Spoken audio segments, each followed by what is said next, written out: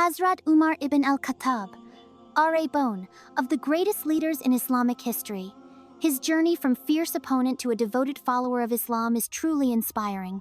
Born in 584 CE in Mecca, Umar was a strong and proud man, known for his leadership in the Quraysh tribe, but he opposed the Prophet Muhammad and his message of Islam.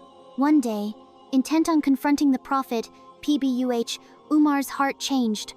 Upon hearing the Quran and witnessing the faith of his sister and her husband, he embraced Islam with full conviction. Umar became a close companion of the Prophet Muhammad, PBUH.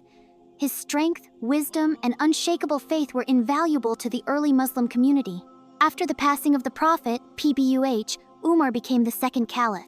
Under his leadership, the Islamic State expanded rapidly, and he established justice, ensuring the rights of the poor, women, and minorities.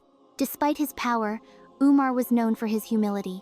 He would walk through the streets of Medina at night, checking on his people. His leadership was defined by fairness and compassion. Umar led the Muslims to victory in key battles, like Yarmouk and Qadisiyah, which resulted in the fall of major empires and the spread of Islam. In 644 CE, Umar was martyred while leading prayer. His final request was to be buried next to the Prophet, PBUH, and Abu Bakr, R.A. His legacy lives on as a symbol of justice, humility, and leadership. Hazrat Umar, R.A., reminds us that true leadership is not about power, but service to others, standing for justice, and staying committed to faith. Thank you for watching.